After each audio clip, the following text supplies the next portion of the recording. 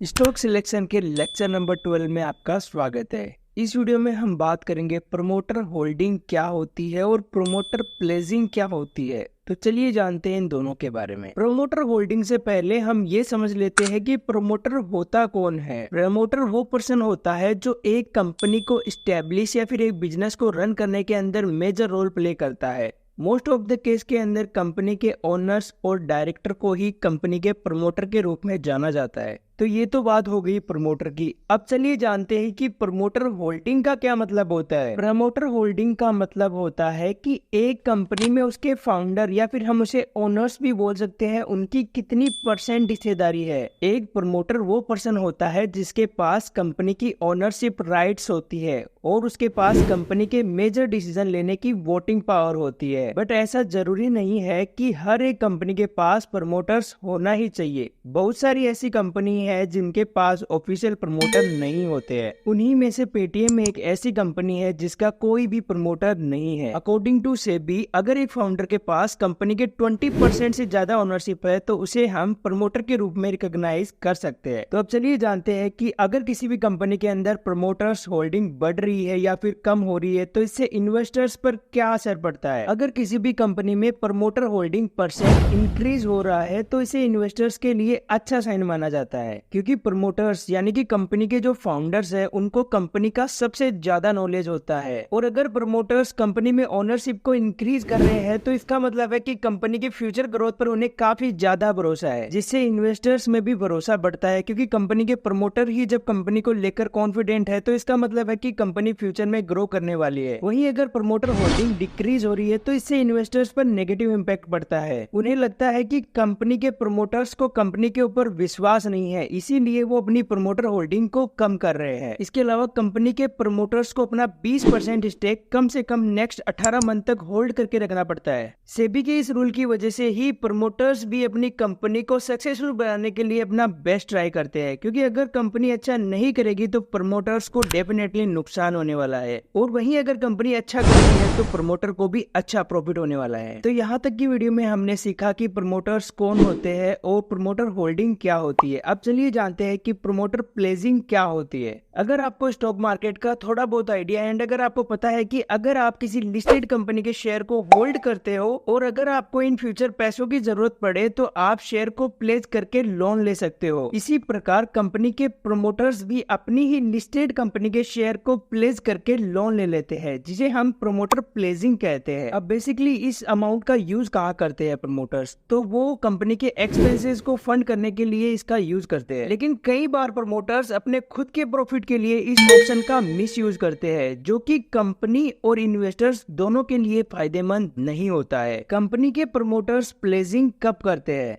जब भी किसी कंपनी की फाइनेंशियल कंडीशन खराब चल रही होती है और इसे अपने बिजनेस की रिक्वायरमेंट्स को पूरा करने के लिए लोन की जरूरत पड़ती है, तब कंपनी के प्रमोटर्स प्लेजिंग करते हैं। आसान भाषा में अगर मैं बात करूं तो जब भी हमें ज्यादा फंड की जरूरत पड़ती है आमतौर पर, तो हम क्या करते हैं, बैंक के पास जाते हैं, या तो जमीन पे लोन ले लेते हैं या फिर घर पे लोन ले लेते हैं और अपनी जरूरतों को पूरा करते हैं। उसी प्रकार प्रमोटर्स भी कुछ शेयर्स के बदले बैंक से लोन ले लेते हैं। इसे ही हम प्रमोटर प्लेजिंग कहते हैं।